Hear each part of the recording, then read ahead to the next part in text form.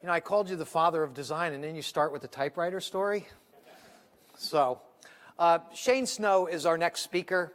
Shane is an award-winning entrepreneur and journalist and the chief creative officer at Contently, a technology company he co-founded in 2010 with the mission to create a better media world.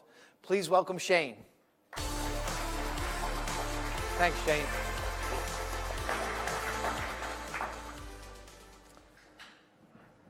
I want to start off by painting a picture of a hypothetical scenario.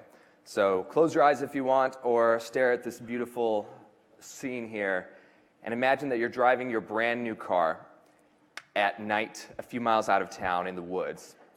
And it starts to rain, and so you start driving a little slower because it's a nice car, and the road gets windy, and the trees get thicker, and the rain gets heavier, so you're driving very slow. And you notice as you slow down around a curve that there's a figure on the side of the road, a person standing there. And as you get closer, you realize that this person, you actually recognize them. This person is your very best friend in the entire world. You haven't seen them for a while, but they're your best friend, and once they actually saved your life from death. So you see this person and say, oh my gosh, there they are. And so you pull over to give them a ride home. And as you start pulling over, you notice that there's a second person kind of hidden behind this friend of yours. It's a little old lady. She's got a cane, and she's getting no umbrella, and she's getting soaked in this rainstorm. And remember, we're miles away from town. So wheels start turning in your head, and then you notice that there's a third person behind her. And this, miraculously, you can't believe it, is the man or woman of your dreams. And this is your only chance in your life to meet him or her. And so you look, and you have a nice car, and there is only one passenger seat. So the question that I want to ask you in this scenario, imagine you're there, is who would you pick? Now, you have a very good reason to pick any of these people. And I poll people sometimes on who they would pick, and I think it says a lot about you. But you have a very good reason to pick your friend because you owe them. They saved your life. You have a very good reason to pick the old lady because she needs help, clearly. She probably has the least amount of chance of walking back to town. But certainly, can it be that selfish of a motivation to make this one sacrifice to meet the man or woman of your dreams, to be happy forever? Come on. So, think about who you'd pick, and I'm going to tell you the right answer, which is that you should, of course, pick the old lady. But then what you should do is give your car keys to your friend, make them drive her home, and then stay and wait in the rain for a romantic date with the man or woman of your dreams. And I love this scenario because it's an example of one of my favorite topics, which psychologists call lateral thinking. Lateral thinking is this concept that is about problem solving. And typically, we as logical humans, we tend to attack problems straightforward. And we approach problems the way that they're framed. So I framed the question, there are 3 people you can help, you have 1 seat, what do you do? Lateral thinking is about stepping outside of that question and questioning the question itself, rethinking the assumptions or the conventions upon which the question is based so that you can arrive at a more elegant solution.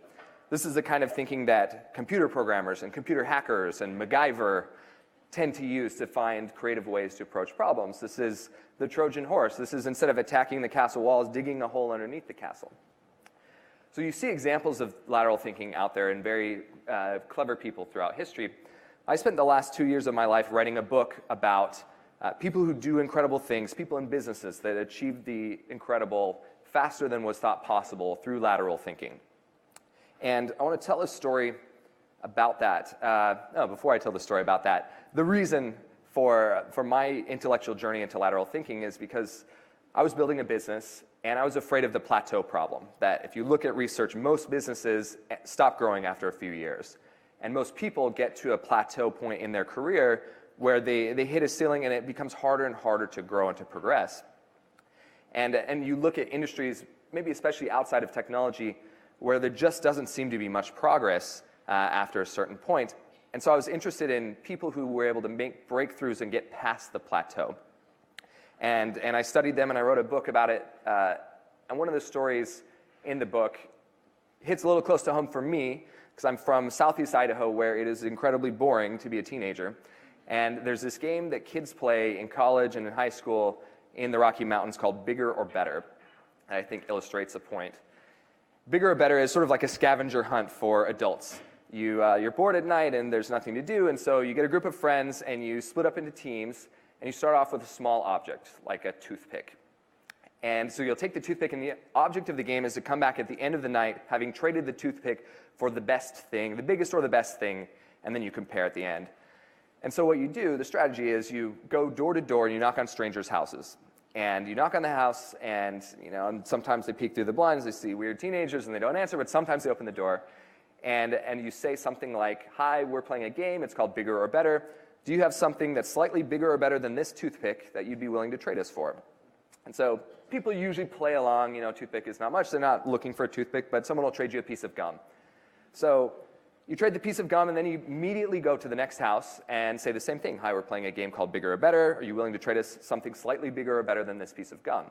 Sometimes people say no, or they're confused, but usually they play along. So you trade the gum for a ballpoint pen. You go to the next house, you trade the ballpoint pen for a half-used pack of sticky notes. You go to the next house, the sticky notes turn into, well, it turns out that the woman there has an unwanted admirer, and he left her some flowers, and she doesn't want them, so yeah, take the flowers. And I'll take the sticky notes. And so now you have something that someone might actually want. You go to the neighbors next door, they give you, they put the flowers in a vase and give you last month's issue of Nylon magazine. You go to the neighbors next door, they trade Nylon magazine for this month's issue of GQ. And then you go to the next door, and this trade suddenly starts getting to the point where you have something interesting. You trade the GQ for an old, rumply novelty Transformers t-shirt. Well, the teenager at the next door loves Transformers and collects them, so he's willing to trade you his lava lamp for the Transformers t-shirt. Now you have something that the roommates at the next house really want. They want the lava lamp, so they trade you an old mirror.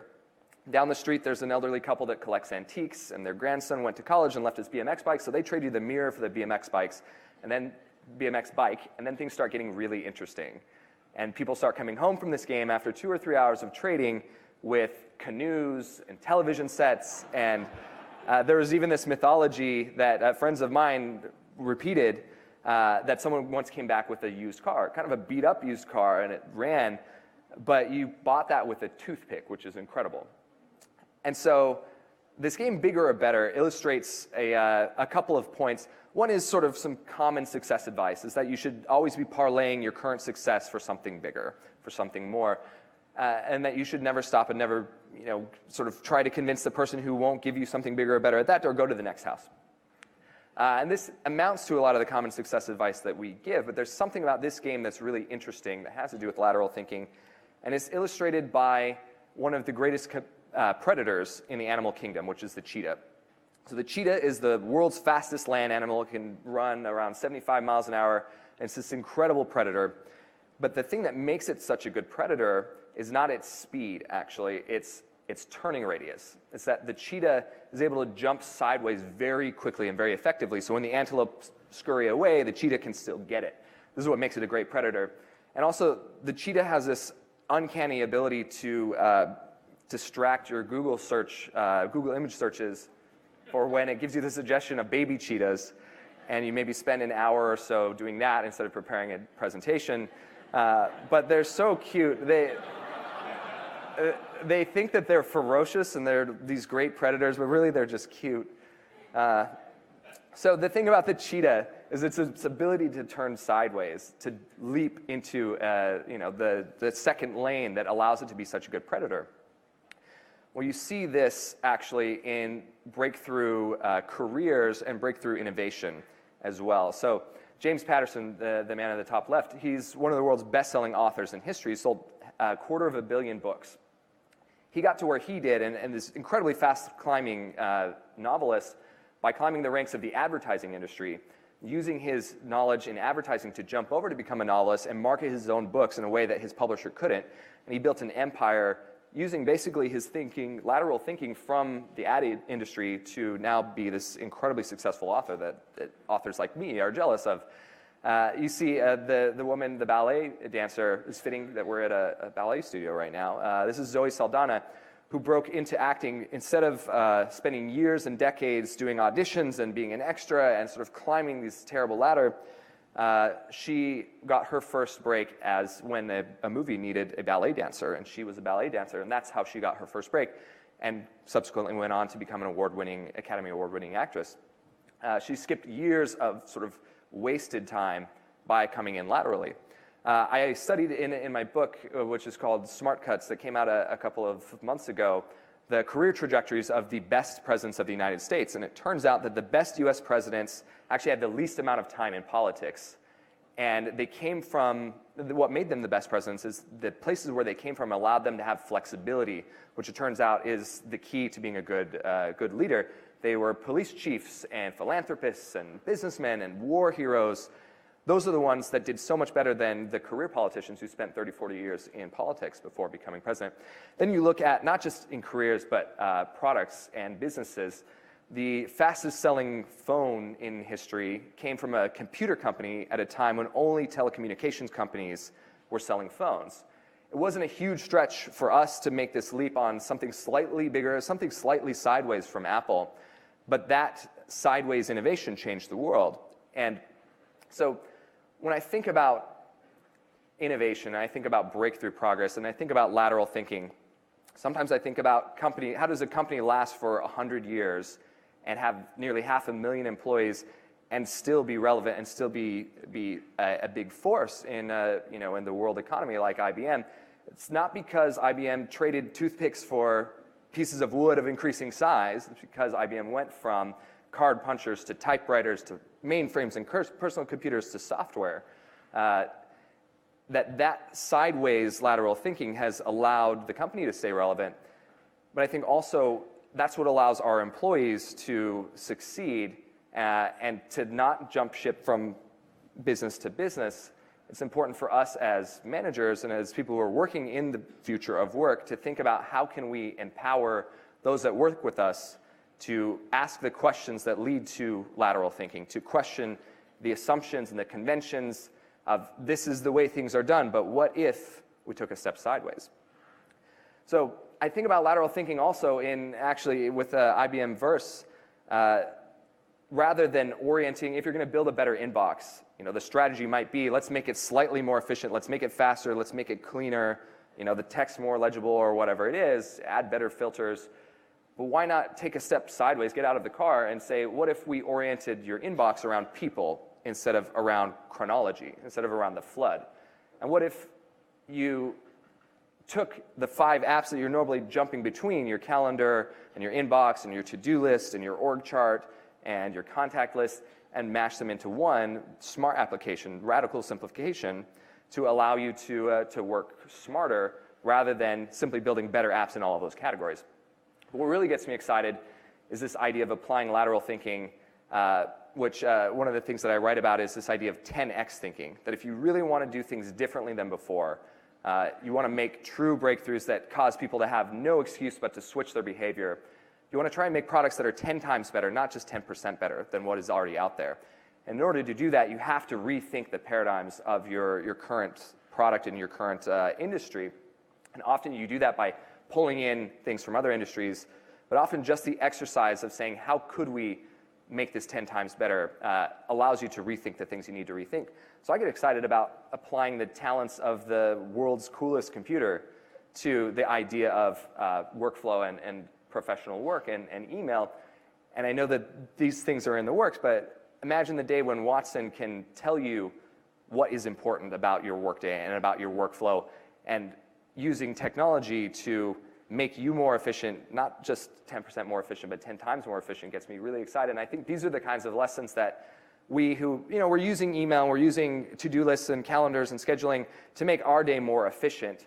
At the end of the day, email is not our job. There's something else that's our job. We're building things, we're managing people, we're trying to change lives and change the world.